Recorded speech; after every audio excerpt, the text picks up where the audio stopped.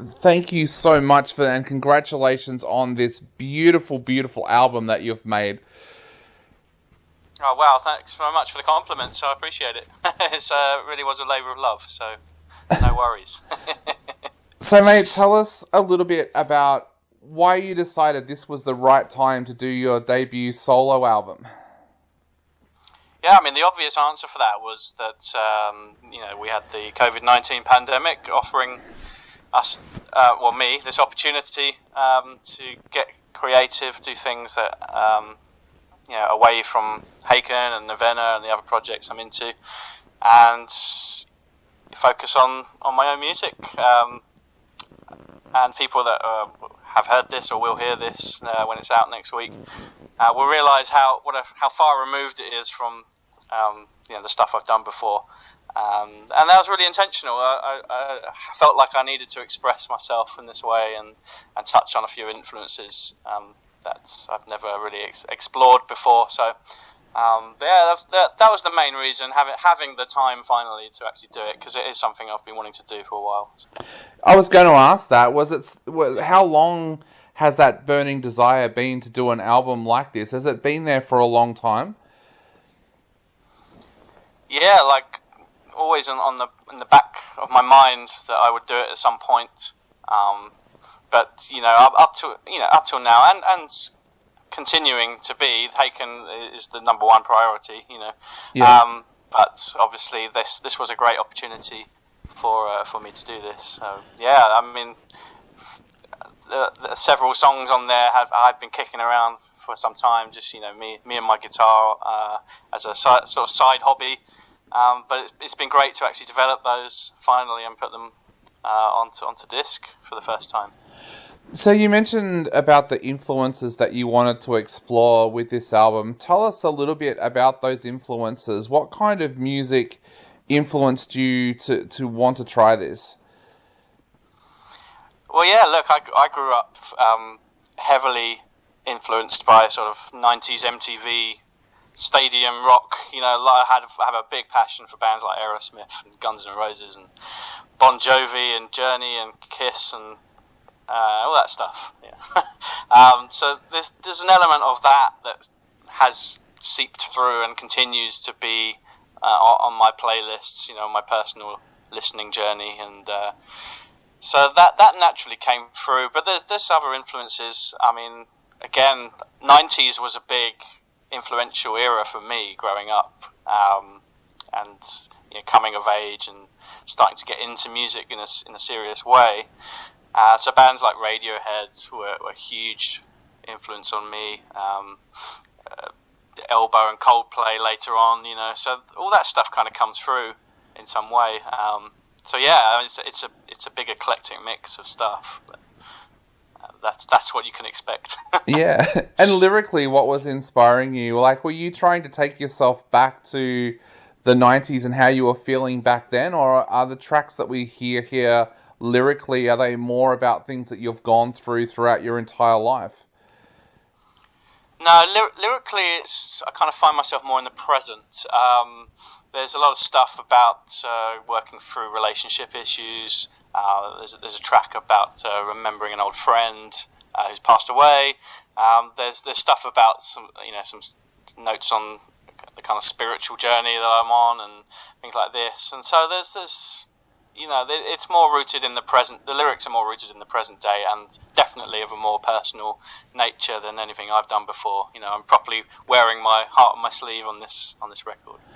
Did you find writing from your heart an easy thing to do, or did you find that quite difficult? I know for myself, I sometimes find it really hard to write about things that are close to me. Did you find it an easy process?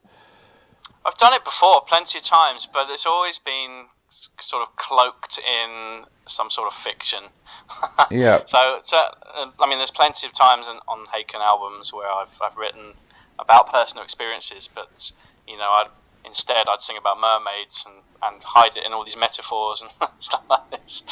But yeah, this time it was a little bit more on the nose and relatable, and I think, yeah, I mean, there's a few times I sort of had to think twice about whether it's something I wanted to really expose about myself. But if you're going to do that, I think a solo album is the best place to explore these feelings and actually express yourself in that way as someone who's a human being and a relatable as a person.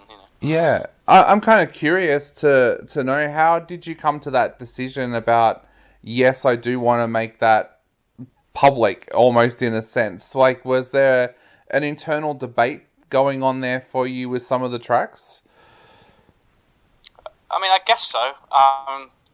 It's now a while ago.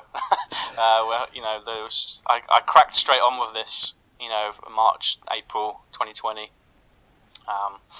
So yeah, I'm trying to remember back about those actual emotions, but I think there was an internal debate, but also I allowed myself just to spill out whatever was coming through. So it really was genuine at the time, and I think that's what I was able to capture was authenticity. So yeah, listening back, it feels quite raw and open, but I think that was the right thing to do in the end. Yeah, being such a personal album as well, and being a solo album, did that change the recording process at all for you as well? Well, I demoed everything myself, but I obviously hired in a few musicians to help me record, certainly with the drums, keyboards and bass. Pretty much everything else was done solo on my own at home mostly. Vocals recorded professionally in a studio, but all the guitars were done at home, and that was a really important factor as well. Actually, was dusting off my guitar, which guitar was my first instrument, and then I sort of neglected it and focused on becoming a vocalist for good over 10 years now, and so that recording myself as both a vocalist and a guitarist was a really important part of the cathartic process for me as well. So that was cool. That was cool. And recording at home, that would have added to the personal touch to it as well, did it? Certainly, and I learnt a lot doing that as well.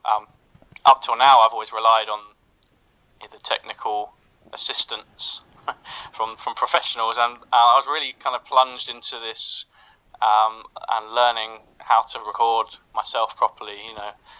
That's not something I was particularly savvy at before. My tech skills are limited. I'm more of an artist performer than a technical performer. If that makes sense. Yeah, definitely.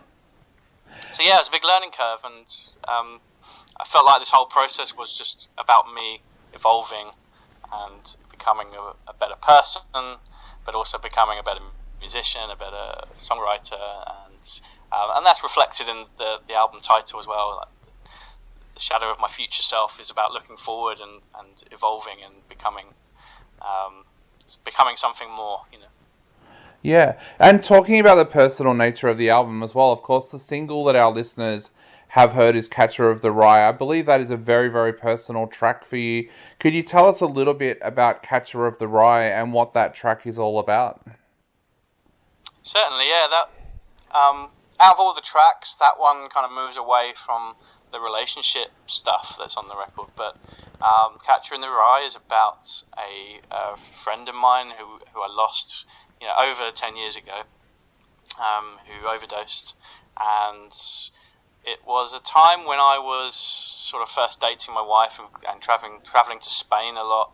So I actually missed the funeral. I don't actually know his family too well, but he was a really dear friend of mine from sort of the high school days. And so yeah, it was a really sad thing for me. And the title is what it is because the last time I saw him, he'd lent me a copy of the book, The Catcher in the Rye, for me to check out because I'd not read it, and then I never saw him again. So it was a really poignant sort of anchor for the song, and I still have that copy on me today, and it reminds me of him. So yeah, I thought that's a beautiful way to pay tribute to an old friend. Yeah. Definitely. Russ, this is such a beautiful album, like I said before. I can imagine you performing this in really an intimate kind of setting. Are your plans from now to do a solo show or to do some solo shows at least in the future now? Yeah, we booked in a few strictly solo acoustic performances in the UK. I'd obviously done the Acoustic Shadows global live stream back in July, but obviously this is a while ago and not much material had been out at that point, so I might think about re-releasing that at some point. But yeah, going forwards, I'd love to do this music with a full band rather than just myself, to be honest. There's a lot of layers, even though they totally work as stripped down compositions. You know, I think the acoustic shows are really lovely and intimate, but I think the music warrants having all the instrumentation there. So I'd like to do that at some point, and you know, I'll be looking to plan that in the future. Definitely. I kept on, when I was listening to this album, I kept on thinking of this really intimate venue that we've got here, just out of Melbourne, up in the mountains, and it's one of those venues where the artist sits on the stage and everybody's sitting in like old armchairs and old sofas, drinking mead and things like that. And this album just seemed perfect to play in that kind of setting. That sounds like the perfect, ideal way to spend an evening. Definitely. I'd love to go there. Awesome. What's that place called? Yeah, it's up in a little township called Belgrave. Here in just out of Melbourne. It's about an hour out of Melbourne. It's up in the mountains, but yeah, it's just this beautiful, beautiful little venue that a lot of rock artists actually go there to do solo shows and play acoustically. And it was one of those venues that everyone used to play under fake names. So you would turn up on a Friday or Saturday night and sit down and go, "Hey, isn't that such and such?" And it would be them. So wow. Yeah.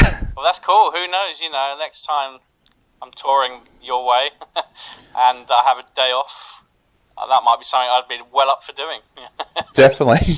Well, mate, I know we are running out of time very, very quickly. So to finish up, what would you like to say to your very loyal Australian fans out there before they get a chance to sit down and listen to this amazing album?